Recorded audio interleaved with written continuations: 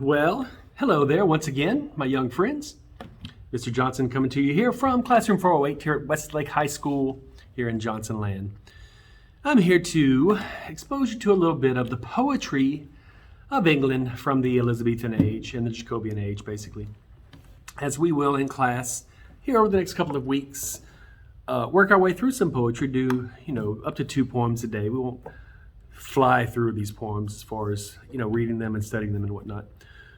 But whatever we cover in class, I should make a video dealing with whatever poems we covered that day, so as to help you if you have to be out the day that we cover the poem. So if you're absent, I can send you this little link and maybe help you just to kind of know what's going on. If you kind of tune in with me as we work our way through these, I will not only give you some of the breakdown of what, annotating some of it means and whatnot, but keywords and phrases and even the overall main point for each poem as to help you know what's going on and mostly, I guess, for your purposes, to be ready for the test when we take it.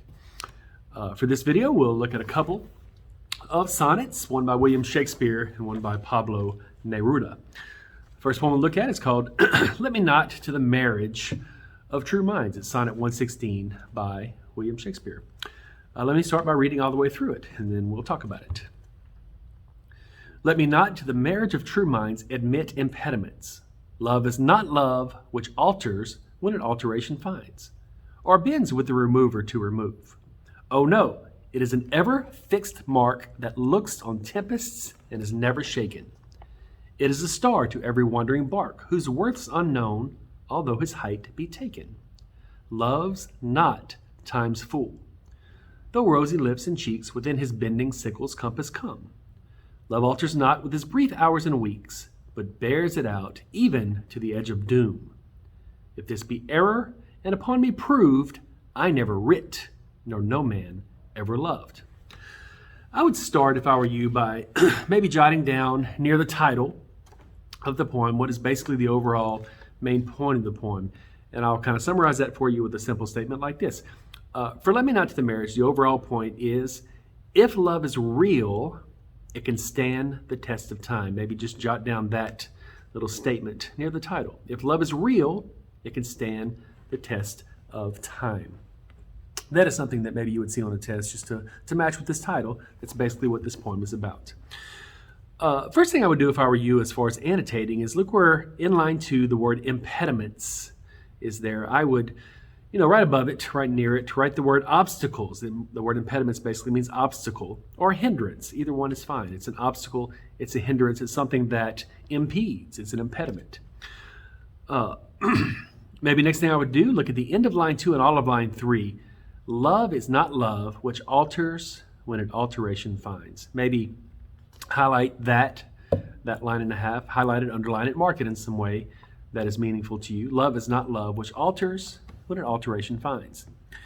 And maybe out to the side, to just kind of put it in modern terms, he's basically saying love is not real if it can't handle change. Maybe jot that out to the side of what you just marked in lines 2 and 3. Love is not real if it can't handle change.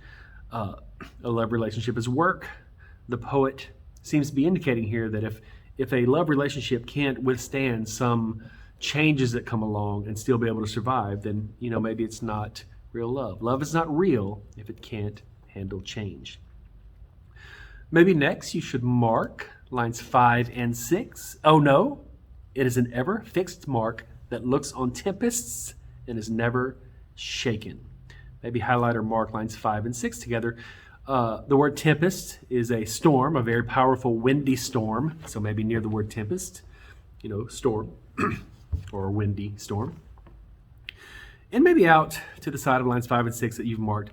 Love should be the fixed point during storms. When he says it's an ever fixed mark that looks on tempests and is never shaken. Love is that thing, the poet purports to you here. Love is that thing that during a storm can be the point that you focus on to get you through it. Love should be the fixed point during storms. Maybe mark or highlight line 7. It is the star to every wandering bark. Bark in this context is another word for boat. And basically line 7, he's saying that love is the guide for ships that are lost at sea. So maybe out to the side of that line, it's the guide for ships lost at sea. Real key line, and even it's just half a line, is in line 9, maybe highlight or mark, love's not time's fool. Maybe highlight that, underline it, mark it in some way that matters. And then out to the side, really in line 9, he's basically saying time can't destroy a real love relationship. Time can't destroy real love. Sometimes maybe in relationships we're feeling a great deal of passion at some point, and we feel like this is something that will quote unquote last forever. The poet is basically stating, William Shakespeare is basically stating, that if it's a real love, that over the course of time it won't fade. Time is not something that can destroy a real love relationship. He's making a lot of kind of powerful statements about his belief as a poet, and love poetry in this day would maybe purport something like that. Love can't just be destroyed because a bunch of time has passed. Maybe mark lines 11 and 12. Love alters not with his brief hours and weeks, but bears it out even to the edge of doom. Maybe highlight or mark lines 11 and 12. Love alters not with his brief hours and weeks, but bears it out even to the edge of doom. And he basically seems to be saying love is something that carries you all the way through. Love carries you all the way to the end, to the edge of doom, to Judgment Day. Love is something that carries you all the way through. The boldest statement he makes, and a lot of times in these sonnets, they're 14-line poems, broken down in a very specific way. A lot of times in a Shakespearean sonnet especially, the last 2 lines, the couplet at the end, is where he makes some sort of important statement, some sort of proclamation about something, or something that really has the essence of the whole poem. And in line 13 and 14, the last 2 lines of the poem, he says, "If this be error, and upon me proved, I never writ, nor no man ever loved." And basically, if you'll mark those lines and out the side something like this, the speaker is convinced that he is right. He's convinced that he's right. The things that he's saying about what real love is and isn't, and about how time can't destroy a real love relationship, he's so convinced that he's right. He's saying, if I'm wrong about any of this, I've never written a word. And certainly Shakespeare wrote a lot. He wrote 154 sonnets, 37 plays, and lots of other things really in the only 52 years that he was on the planet. That's it. That's Let Me Not to the Marriage of True Minds by William Shakespeare. If love is real, it can stand the test of time. Just one more poem, for this particular study, for this particular video. Sonnet 17 by Pablo Neruda. Pablo, I believe, was Chilean. He was from Chile, and he wrote a lot of very powerful love poems that were translated into English, and even in the translation, they seem to still really hold the essence of some real strong statements about what love is. This is Sonnet 17 by Pablo Neruda.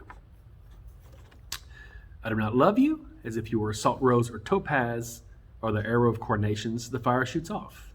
I love you as certain dark things are to be loved in secret between the shadow and the soul. I love you as the plant that never blooms but carries in itself the light of hidden flowers. Thanks to your love, a certain solid fragrance, risen from the earth, lives darkly in my body. I love you without knowing how or when or from where. I love you straightforwardly, without complexities or pride. So I love you because I know no other way than this, where I does not exist, nor you. So intimate that your hand upon my chest is my hand, so intimate that when you fall asleep, it is my eyes that close. Sonnet 17 by Pablo Neruda. Basically, the overall main point, if you want to maybe jot this down at the top, somewhere near the title, he's saying the poem is about loving someone deeply, without holding anything back. Loving deeply without holding anything back.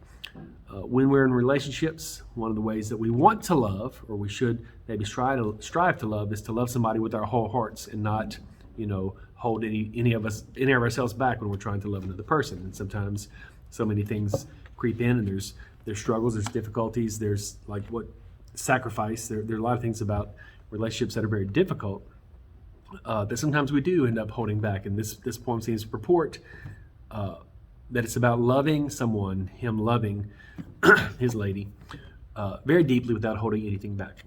Let's go back through it and maybe mark some things. I would start with lines 3 and 4. I love you as certain dark things are to be loved in secret between the shadow and the soul. Maybe mark lines 3 and 4, and maybe out to the side annotate something like this. Maybe jot down this phrase. It's a secret, personal, intimate love. He claims that the love he has for her is a secret, personal, intimate love. I believe, and again, we're just interpreting for ourselves maybe what the poet means. I believe when he says in line 4 that he loves her in secret, it's not like it's a secret they're trying to keep from others. It's that this love is so personal and intimate, only we can really understand it. It's secret from everybody else because they can't really grasp what this is. It's a secret, personal, intimate love. Maybe in the second stanza, a key line that stands out is line 6, maybe mark line 6, but carries in itself the light of hidden flowers. And up the side, maybe jot down, this is a love with its own special fragrance. A love with its own scent, its own special fragrance. This love carries within itself the light of hidden flowers. To claim that it has its own kind of special fragrance, again, is maybe reporting that our love is very unique, it's very special to us, and nobody else really can smell its scent, can really experience its fragrance. The real essence of the poem, I think, is the last 2 stanzas, and I would mark the entire third stanza to start with. Look at lines 9, 10, and 11. Mark the entire stanza. I love you without knowing how, or when, or from where. I love you straightforwardly without complexities or pride, so I love you because I know no other way. And then in the next stanza he says, no other way than this, and he begins to elaborate on that. In this stanza, I would maybe jot down out to the side, I can only love you without holding back. I can only love you without holding back. He seems to be saying, in line 10, I love you without knowing how or when or from where. I don't even understand where this particular love comes from. I love you straightforwardly, wholeheartedly, without really nothing in between us. And I think a real key word there, I know you've already highlighted the line, but maybe underline, double underline, the word complexities and pride. The words complexities and pride. Sometimes in relationship, complications, drama, things come up that cause relationships to be difficult. And then pride creeps in because when there is conflict, sometimes we just want to be right. And sometimes the pride that we have about being right or feeling validated in some situation causes us to let the complexities, let the drama, hurt the relationship. And he basically says to her, look, I'm going to love you wholeheartedly, just straightforwardly, without any drama or without having to worry about who's right or wrong or always having to be right. I don't really care who's right. I just want us to be, connected. I want our love relationship to be real. So in the third stanza, he seems to be saying that I love you without holding anything back. Maybe mark the entire fourth stanza. This is legit love language right here. From the previous stanza, he says, I love you no other way than this, where I does not exist, nor you. So intimate that your hand upon my chest is my hand, so intimate that when you fall asleep, it is my eyes that close. Maybe mark that entire stanza. And he basically seems to be saying our souls are connected. We are one. Our souls are connected. We are one. He seems to be purporting that here in this, really throughout this poem, and especially in that last stanza, saying that our souls are connected. You're very possibly familiar with the Edgar Allan Poe poem called Annabel Lee. It's a very beautiful poem.